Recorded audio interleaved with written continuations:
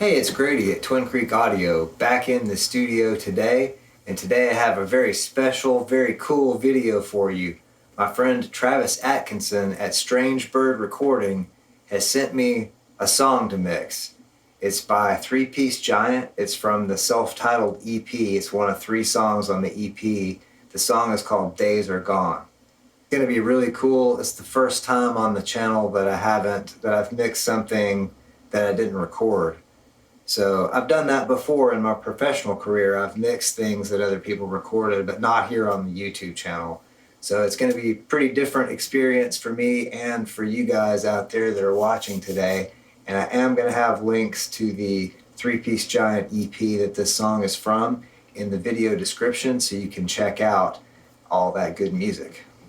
I did a Zoom call with Travis so we could talk about the song and the different elements of the song that I'm going to mix in today's video. Can you hear me? Yeah.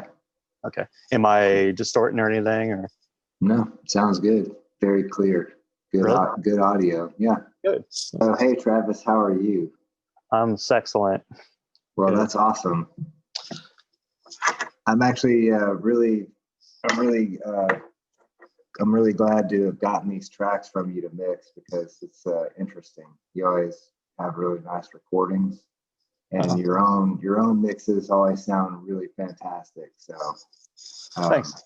It's going to be fun to check out these tracks. So I know a little bit about the song and the band and everything, but you can go ahead and tell me about the band and the sessions and what you recorded and everything. Yeah, there is no band. It was just one person. There's a guy named Matt Wessel. This is when I lived in Nashville.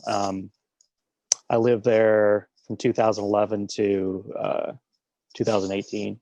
Moved back to my home state of Iowa then.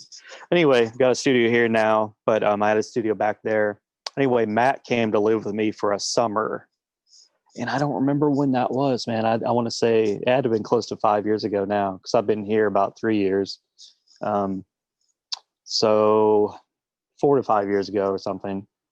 And Matt's on the heavier side of things. He likes a lot of heavier jams. And so living with him, or him living with me, kind of took me into recording heavy music again, which I hadn't done much in Nashville. I mostly recorded a lot of like garage rock and psych rock type stuff, Right. And anyway, so I got back into recording like heavy drums and heavy guitars again, which was a lot of fun.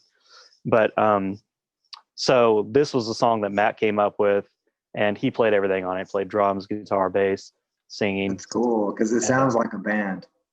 Yeah. The tracks that you sent me, I've already pulled them up and listened to them, and it sounds like a band.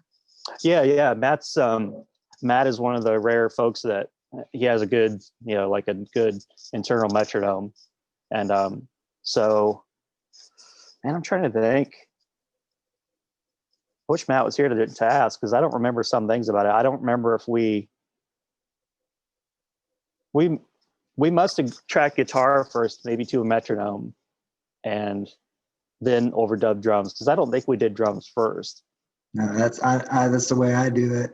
Is I'll do whatever the main instrument, usually guitar first, and then I'll do the drums to the guitar. Yeah. And then I do the bass so that I can lock the bass to the drums better. Yeah. And it works for me. I mean, I don't know if I'm as tight as the stuff I do. I don't know if it's as tight as his tracks, because that stuff's pretty tight. Yeah. I mean, this is like straight up hands, like 4 on the floor, like right. Straight up rock, we're both into this band, but he was really into this band called Red Fang.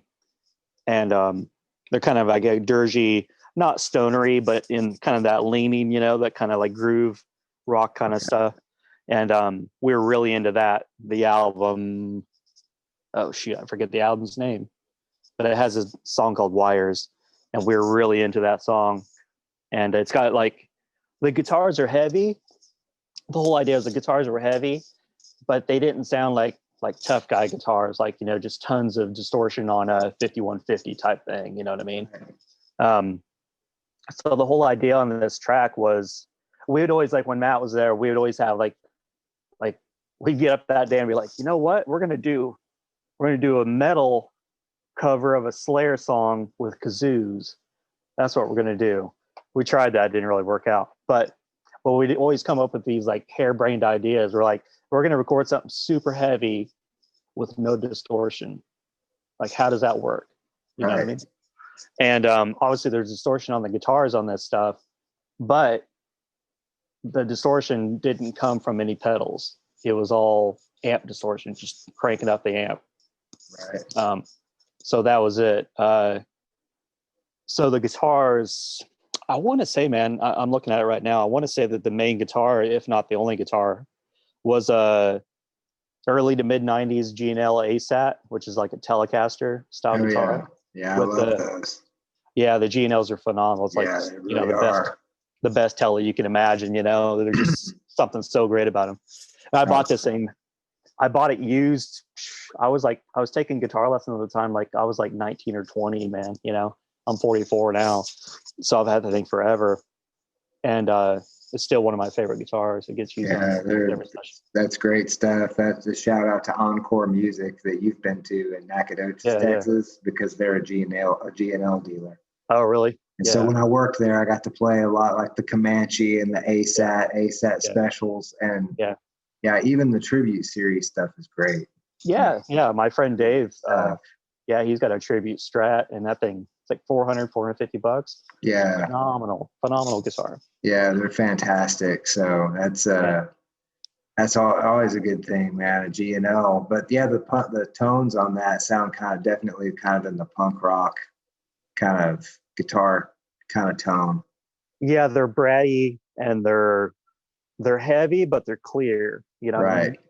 And that was the whole idea we wanted to have, because I feel that I kind of have an ethos about this, and that heavy music is heavy not from piling on distortion, but from space between the notes and the arrangement of the song. Right. That's what makes things heavy, and that's why classical music can be really heavy and ominous, you know, and things like that. There's no distorted guitar in classical, you know, so unless it's like, you know, Yngwie or something. But anyway, that was kind of the whole idea. That was the MO of it, to record it with no distortion pedals. It wasn't that we were against distortion pedals. We just wanted to see what we could do. It's just a challenge. Sure. You know? That makes sense. And yeah, I mean, that's kind of, after you do this for so long, then you like start doing it for a living, and after you exhaust all the possibilities, you just kind of like, man, you got to challenge yourself. You know, see what you can do with less and less and less. You know, less microphones, less this, whatever. You didn't have very many mics on the drums on this either, did you?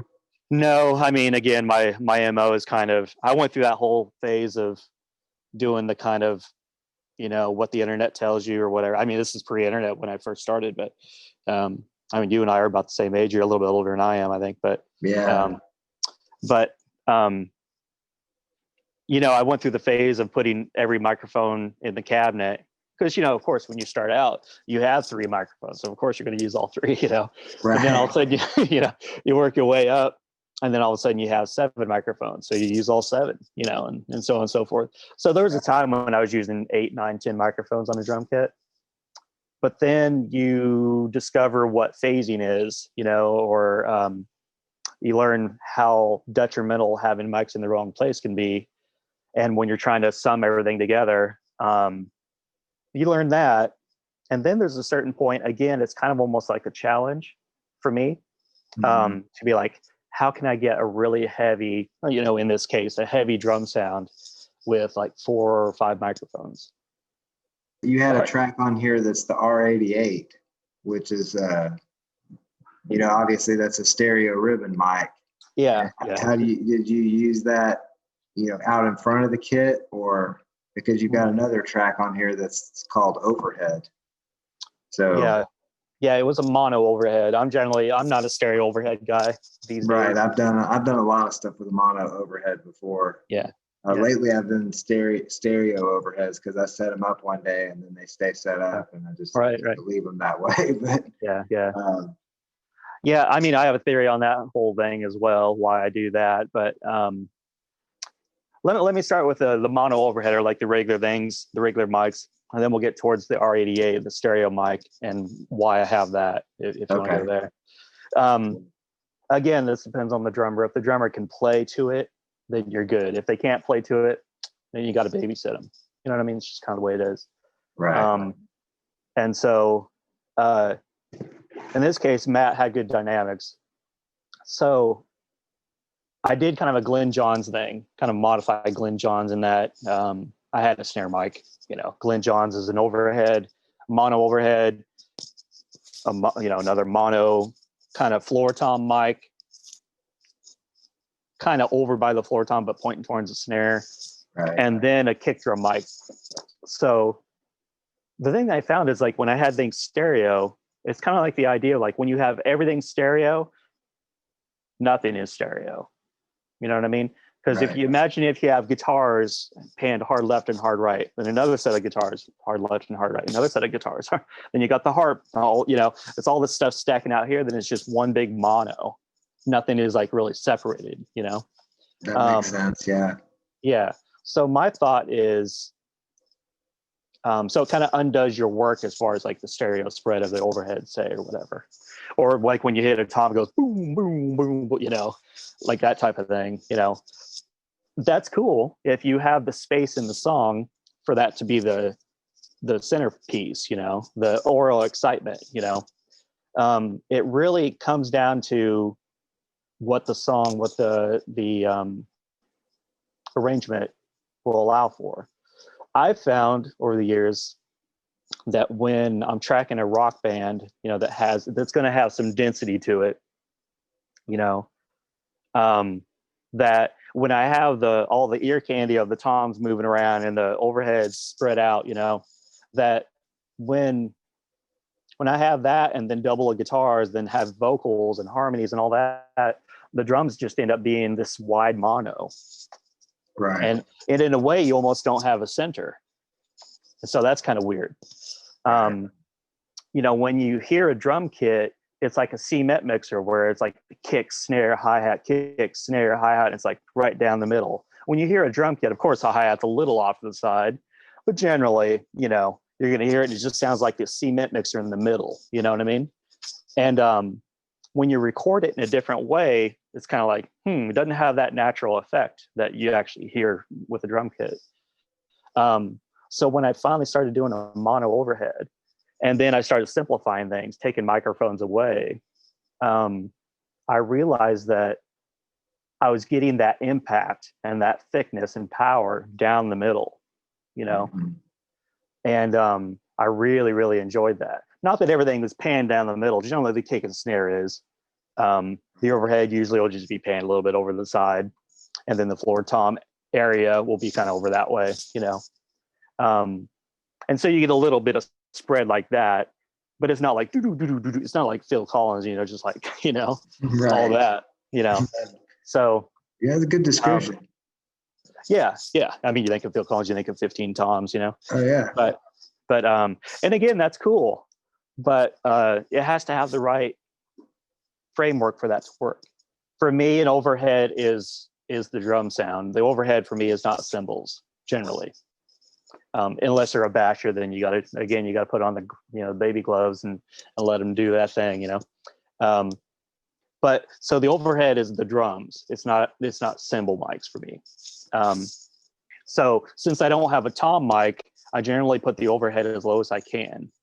That way, it's a mounted tom mic and it's getting some of the snare and the overall kit.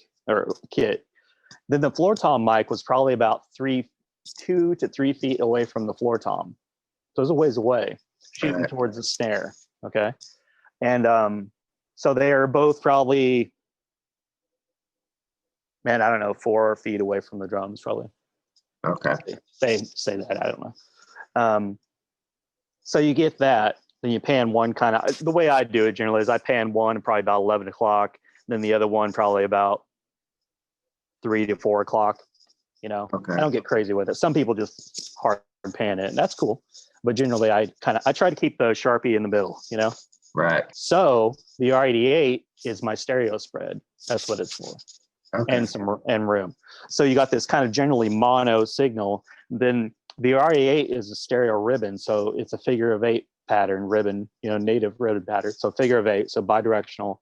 Then you have two of them, so it's kind of like an XY is like this. A figure of eight XY, which is called Bloom line, is like this. Does that make sense? So like you have like positive, positive, negative, negative, right? Shooting out the front, shooting out the back, then kind of in the middle. So they call that Bloom line. So the beauty about that is that everyone assumes, because I use a fair amount of room sound in my recordings, everybody assumes that I have it several feet away from the drum kit. I don't. I generally have that thing about 3 feet from the drum kit. It's almost about the same distance as the floor tom mic is, believe it or not. Okay. So the idea is if you have it closer up, not dead close, but closer up, closer than you think, you get the front impact of the front lobes, and then it's picking up the back of the room anyway. But, so let's see, what did we didn't talk about bass. We talked about the guitar, but not the amp. Yeah. You want to talk about guitar then? Yeah, or bass. Would be your choice. I would do bass. I generally go guitar or drums, bass, and guitar. Okay. Bass is real simple. I have this, also I'm staring at it. I have this Kramer Focus, which is like this, I think is like the tribute series of Kramer at the time, or the Squire, if you will. I don't know if I'd quite say Squire because it's pretty darn good. It's like built well. Yeah. But whatever it was, in other words, it doesn't say Kramer big. It says Focus big, and it says Kramer small. Just kind of like Fender Squires do, Right. But anyway, whatever it is, it's like this P bass that was given to me. And it's a great P bass, really great P bass. And I really, really like flat wounds. And so I put flat wounds on it. So it's not like a real round, or it is round sounding, but it's not like a real attacky, modern sounding bass, So that was the bass for it. Okay. I never use bass amps, really. Right. I mean, I will. If somebody brings in a bass amp, I'll mic it up. But if it's my own stuff or it's something that I'm in charge of, I guess, I generally don't use bass amps, because for me, the sub lows that you want, generally, I can get through a DI. That's what's great about a DI. The bummer about a DI, for the most part, is that it doesn't really have any mid-range character. Feels a little kind of Seinfeld-ish, kind of a little boring, Right. Unless you add some dirt later, which a lot of times I do. I did on this track. So that's DI'd. And I don't remember if I have an Avalon U5, which is kind of my main bass DI these days. I don't know if I had the Avalon at that point or not. I don't remember. I almost want to say I didn't, but I don't know. Anyway, DI for the bass. And then Sans Amp, Mad Sans Amp plugin on Pro Tools. Okay. So you'll notice like on the bass, and then the vocals, the backing vocals are all distorted. It's got the whole Ministry, kind of thing going on. Before I sent them to you, I was like, I got to put the distortion on there, otherwise it won't make sense. So I printed the distortion on it for you. Cool. Good. So the bass DI, that distortion is the Sans Amp plugin, which is great. It's a great plugin. So that's that. Then the bass amp is a guitar amp, and one of them is a Roccaforte, which is like this fancy pants, boutique thing. But anyway, he was making these amps. I just found it, and it's a really, really, really articulate. It's like a gnarly combination of like a low wattage Marshall, like a what were they? JTM 45. Yeah, something like that. Yeah. Kind of combined with like the sparkliness of like a AC-15 kind of thing. It's got this chime. It's got this chime to it, but it's got this heavy, like like an old Marshall just has like the gut punch kind of thing, where it's like, but this thing is like so in your face. Like it doesn't suffer fools. It doesn't suffer poor technique, because it'll show everything that you play. So that was the bass sound. So the DI was the low end, and then the amp. For me, the reason I use guitar amps instead of bass amps is, to me, to get grind out of a bass, you want a lot of mid range, right? Right. What offers a lot of mid range? Guitar amp. Yeah. Right. Guitar was the aforementioned G&L through that same Roccaforte, but I also have this weirdo. I had it. I'd show it to you. I have this weirdo Masco. Are you familiar with that? Like a Masco amplifier? I sure am. Yeah. They made like PA amps in the 50s. It was like one of those. It looks like I call it the toaster oven. It looks like a little toaster oven, like a little metal enclosure. Oh Very yeah. 50s looking. It's a PA amp from the 50s, tube amp, and it has like a microphone input and a phono input. So it was like a prehistoric 50s DJing situation. You got your, turntable and microphone, Right. and it's like where it's at. So that's what it was. But my father actually bought this at a flea market, 25 years ago, probably. It sat on the shelf for 20 of those years. And he, for Christmas several years ago, had a local guy here in Iowa convert it to a guitar amp for me, which is super nice, dad. Yeah. And so it ended up being an incredible amp. So Very cool. It's a low wattage, so you can stand to be in the room with it compared to like the Roccaforte, but it records super well. It sounds like a Tweed to me. It sounds like a Tweed amp, kind of, like Cool. a Grady or Deluxe or something. That's definitely some good guitar sounds on there too. All of it. I played through it just briefly before I talked to you after you sent me the files, and I was like, listen to it and just put it through the console and threw the faders up and just kind of listen to it. And it's like, okay. Do you like them? Yeah, I like it a lot. That's one of the reasons why I wanted to talk to you, is I've got to get my head around this, because cool. It's really, the way that you did everything is different from what I'm normally mixing, at least in these videos. I mean, I've mixed all kinds of things over the years, but recently, I've mostly been doing the YouTube videos and stuff. So sure. That's why. I mean, we've known each other for several years now. Since 2008. 2008, yeah. I bought your old tape machine. Yeah, from me, so. 12 years ago. Yeah. So that's anyway, sweet. but I've seen the stuff that you've done. That's partly why I wanted to reach out to you. I thought it'd be fun for you to do something. I like that. I'll pan over here. This is your. That's a 8-track from. That's an 8-track. That's from 1968. Yeah. Brought it to your house. I bought it, Yeah, it was at my house when you first got it. You had that in the back in my old studio. In the middle of the room there. That's your tape machine right next to it. That's the old J16. Yep. Yeah. I got 2 of those now. Sweet. But I got a little tour that's. Oh, you got more of them. And then you got the 3M. Yeah, CM56 has got a pair of those. Those are beautiful. They really are cool looking machines. Yeah, they're. Let's see. Did we talk? The only thing we didn't talk about on the tracks was the vocals. Is there anything you want to say about the vocal tracks on that?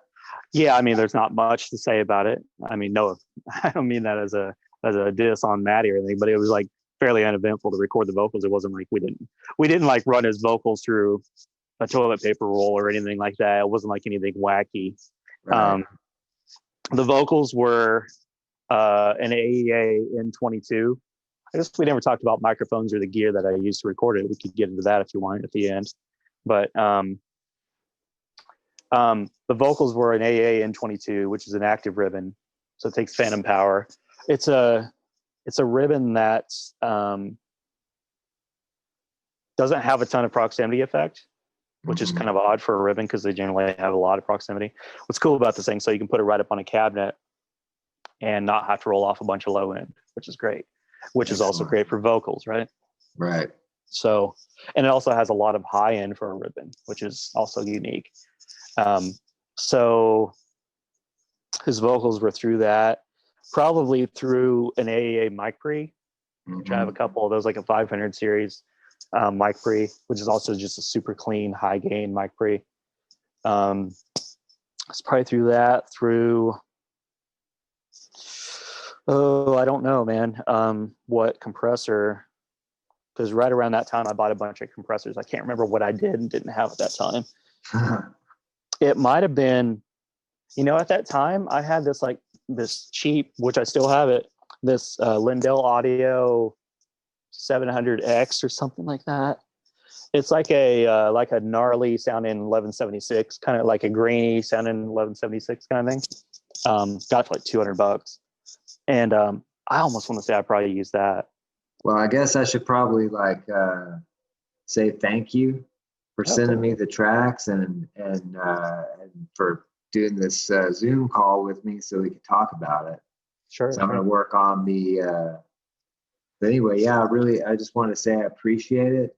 And I'm sure that we'll be talking to you on the YouTube channel in the future, since we talk and always want to talk shop. And yeah, in this YouTube channel, I think it's a really cool thing. So make sure everybody who's watching this, check out Strangebird Recording. Yeah, well, I just wanted to say thank you. And then... Well, you have a good night, minute, second, nanosecond.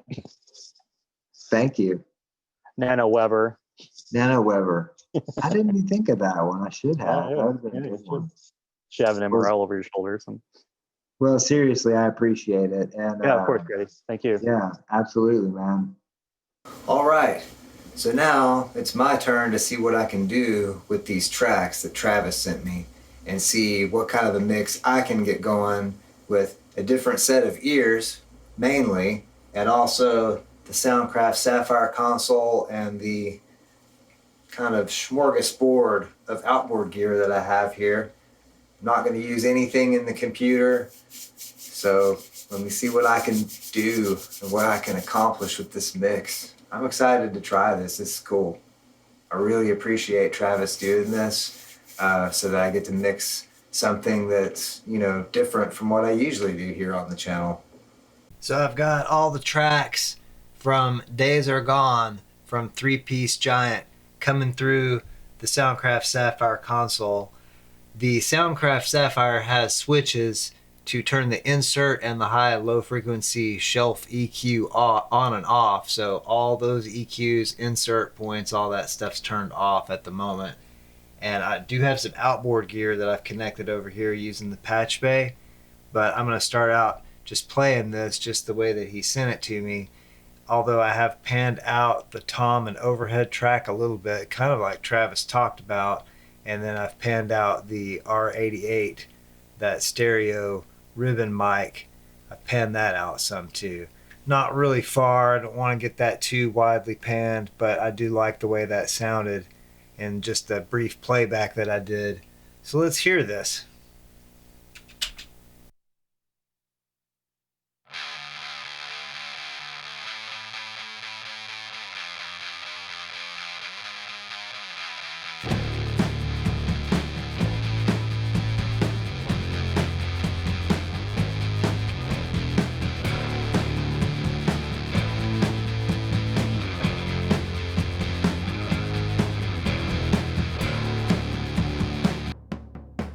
Okay, there's the floor tom.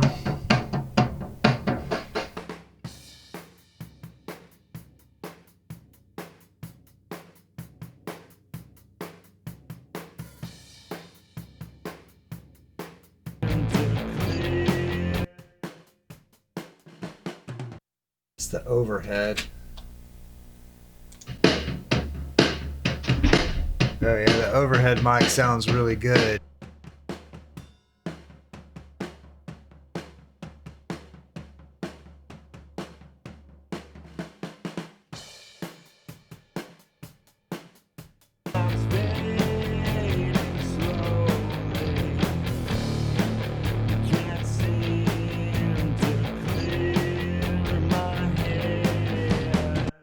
It already sounds really good. Like I was telling him, you just put the faders up, and when it's recorded really well like this, it's really just kind of take it and do something with it at that point, because it already sounds pretty good.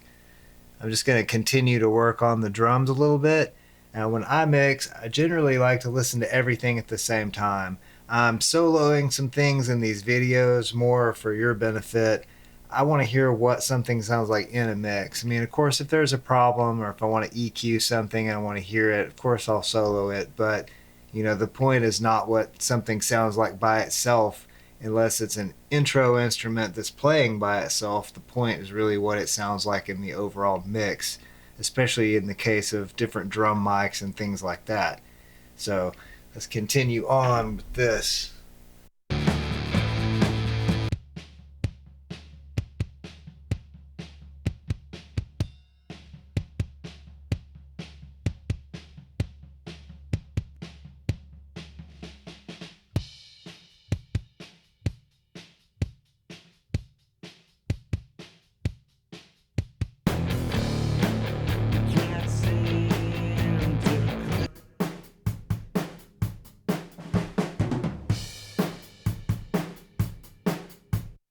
So the R88 stereo ribbon mic that Travis was talking about, that's where we're getting the big sound of the drums. I'm not using any artificial reverb. There's no reverb on anything yet. I do have an idea for what some other things I'm gonna do with some outboard effects, but right now, the drums are sounding really good by themselves. Right now, they don't need a whole lot of help.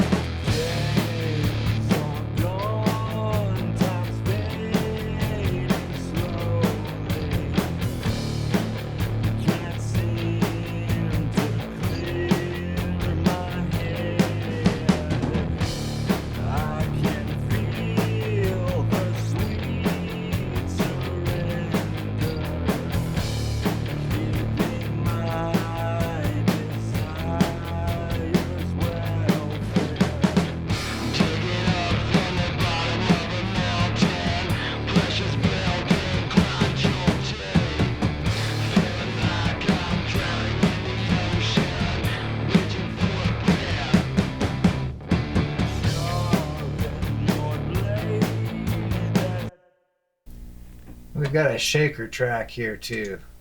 Let's check out that and see where that is, and do we need to pan that shaker anywhere? The shaker.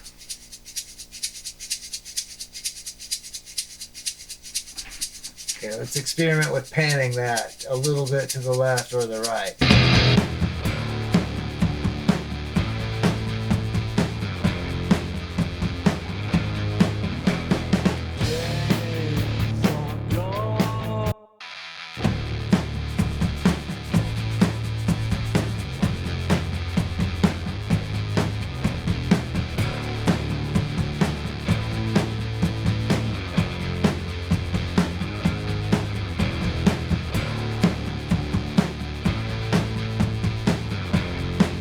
Okay, I think I found where that shaker needs to sit. Not a whole lot needs to happen with the drum sound and the shaker. That's all going together. We'll work with the bass in just a second, but I'm probably going to add a little bit of parallel compression. That's the LA Audio 4x4 compressor, and I have, just a little bit of the kick and snare mic going to that, and then the tom and the overhead. I'm not going to send the R88 room mic through that. It already sounds big enough. I'm just doing this to increase some of the perceived volume of the main drums in the kit in the, kind of center that in the mix, even though, this is a stereo compressor, but, it was already hooked up. So I'm using that, and just everything's pretty much straight up the middle, except for the tom mic and the overhead mic are panned slightly.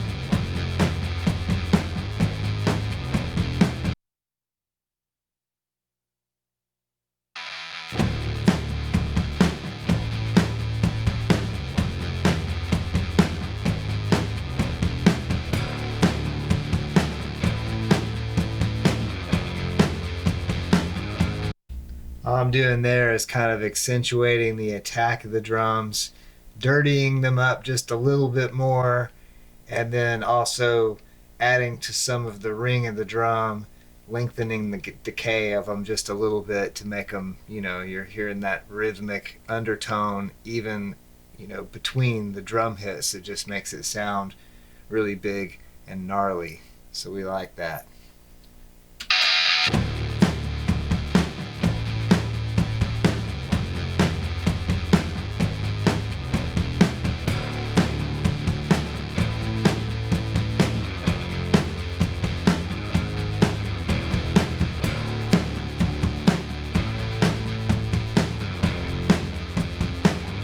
Taking some high end out of the parallel compression.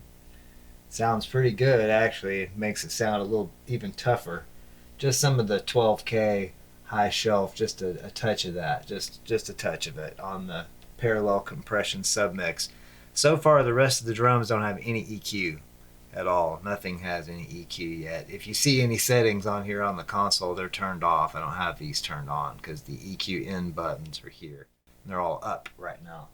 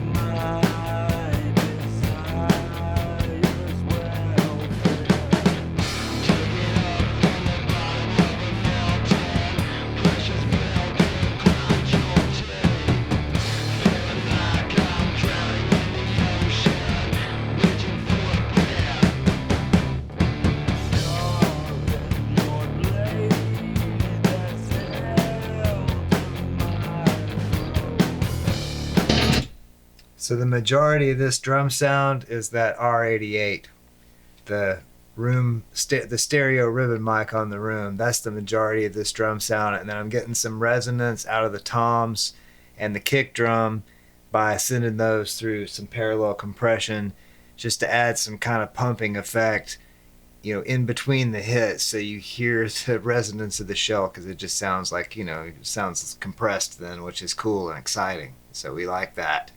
Yes, we do. But the R88 stereo ribbon mic that we've got, that's not EQ'd or compressed at all. And that's turned up, these faders are pretty high. And it just sounds really good even by itself if I took the rest of these out. So let's actually do that really quick. Let's take all these out. Come on, you buttons. Okay, there we go. Let's take those out and hear the mix with just the R88.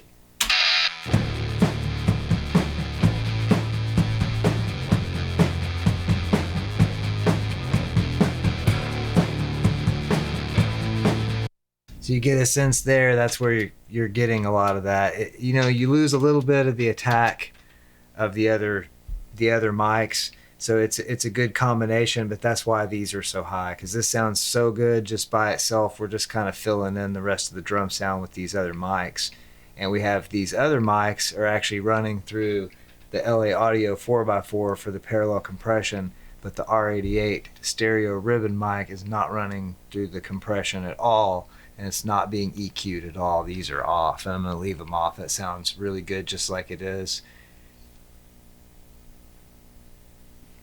Might add a little bit of high end to this overhead mic. Not much. Just a little bit to brighten those up. And could do that to the R88 track too, just to see. Let's try that.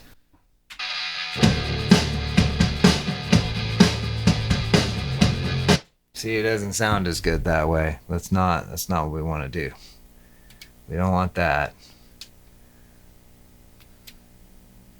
Or maybe we don't want to EQ the R88, but we do want to add a little EQ to the overhead mic. Let's try that.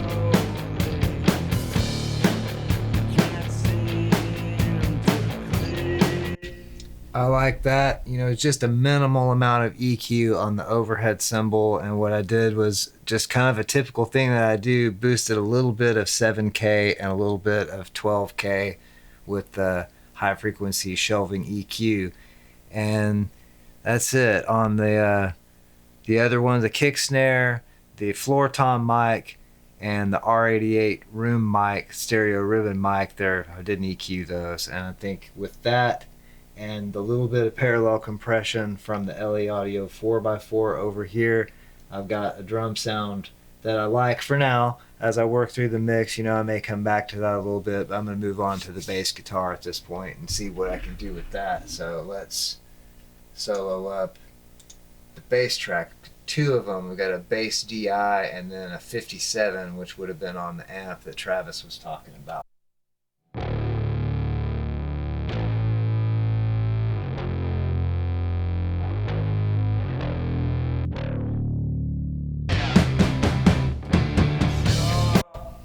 Okay, the bass is sounding pretty good. I'm pulling the amp track back into the mix just a touch because there's really a lot of overdrive on the DI track as well. So the DI has more of the sub lows, and then the amp track is carrying more mid-range, even though the DI track has quite a bit of mid-range too.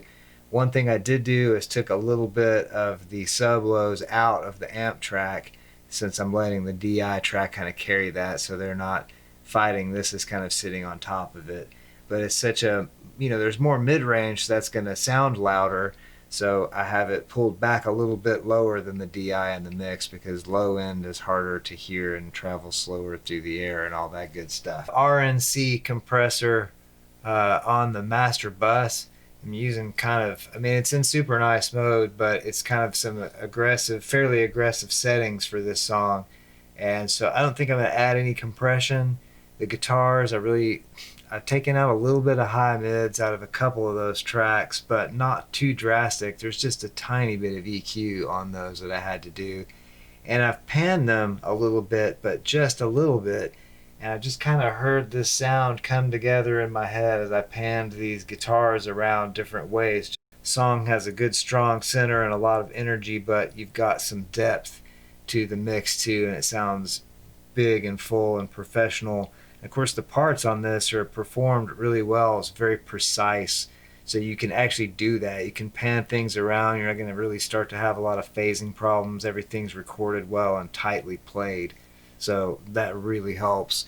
It's really not hard to mix something like this. I'm really enjoying this because it's not terribly difficult to do. It just sounds really good. I was sent something that already sounds pretty amazing, so just massage it a little bit for my version of it for this mixing video.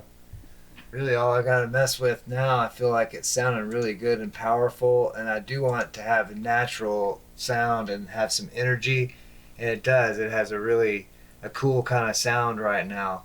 So I need to listen to these vocals. I think I'm gonna add some little bit of ambience to some of these tracks, so let's listen to those. Sharpen your blade. Days are gone. Time's fading slow. So we've got a low vocal track right there. We've got a double track here. Days are gone. Time's fading slowly. Can't seem to clear desires well, keeping my desires welfare. So that's the vocal and the double combination right there. Keeping my desires well fed. Bottom of a mountain, precious building, feeling like I'm drowning in the bottom of a mountain, precious building, grind your teeth. Feel. What I'm gonna do is add some 70s style, like Bucket Brigade kind of chip, just a slight slap back delay, and then I'm not sure, I'm thinking spring reverb. Let's try that. Digging up from the bottom of a mountain, precious building, grind your teeth. Feeling like I'm drowning in the ocean, reaching for a breath. Sharpen your blade that's held to my throat. Cut. So I kind of settled on a 70s style slight delay and then a hall reverb. It just gives it that dark kind of 80s alternative punk rock kind of sound to the vocals. It makes it kind of, you know, a little bit more menacing sounding. So that's cool. I'm not going to put it on all of the tracks though. Probably just on the overdriven vocal track for one thing. Let's see. Yeah, that one, and then one of the main vocals. Don't need a whole lot of that, just a little bit, and then I have the return from that here on this fader. So we got kind of a cool mix going now, guys. This is sounding pretty good.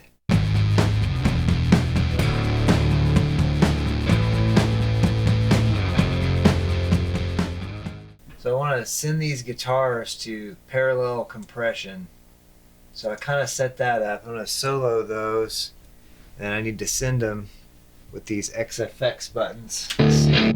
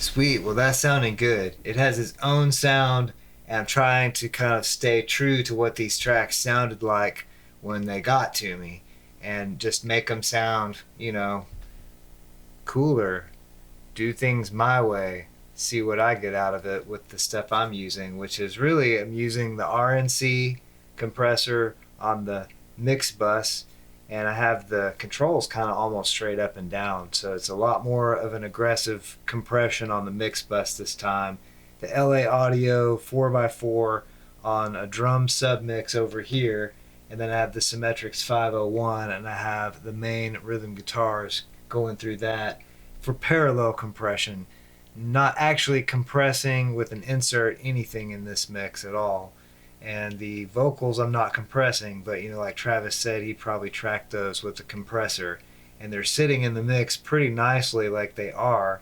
And it is hard in a dense mix or something that's really kind of explosive sounding like this with all this energy to get those kind of vocals to sit in the mix correctly. So I don't want to really do too much to those, because right now I've got a cool room sound on the one part during the chorus, and then you've got a pretty good sound on the main lead vocals too that sounds full but has some nice aggressiveness and some attack to it. So it's really cool. And then this is sounding really good, so I think I'm getting ready to print the final mix here in just a second.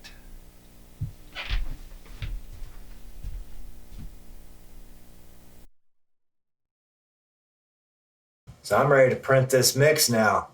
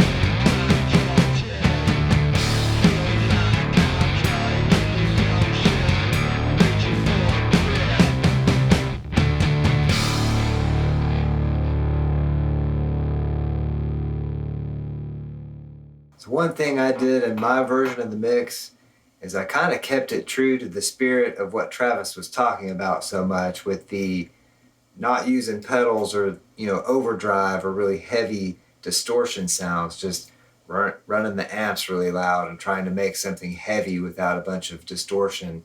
So the compression that I used for the compression submix and the master bus compressor, the RNC, were all fairly clean sounding compressors. Not adding a lot of distortion like something like an 1176, with all buttons in, that kind of thing can do. So I didn't really do that. And so we got that sound of the mix without adding more distortion to the drums or anything. And at least that's kind of what I was going for, is make it sound, just big and raucous and awesome and really, really nice, but not add a ton of distortion to everything. That was so much fun. I mean, those guitars, the punchiness of them and the immediacy of the sound of that, you know, like Travis talked about in the Zoom call, you know, it's like fairly clean. The only overdrive is from the amp. It's just a really cool sound. And the drums are nice and punchy. It was a lot of fun to mix that song. And I really appreciate Travis for sending me this to mix here on the channel for all of you guys. Definitely want to check out Three Piece Giant. The EP, self-titled EP, is really good, and this is one of the songs from that, so definitely check that out. Check out Strangebird Recording, my good friend Travis Atkinson. Thanks so much, Travis, for helping out with this video. I had a lot of fun doing it. I hope everyone out there enjoyed this video. I know it was a long one, and if you like it, leave a comment, like the video, of course, subscribe to the channel. I can make more videos like this and collaborate with other people. So leave a comment, send me a message. Definitely appreciate all of you watching. I hope that you all have a wonderful and excellent day, night, evening, weekend, weekday, hour, minute, second, nanosecond, whatever it is you're having. Have a good one. Thanks so much for watching.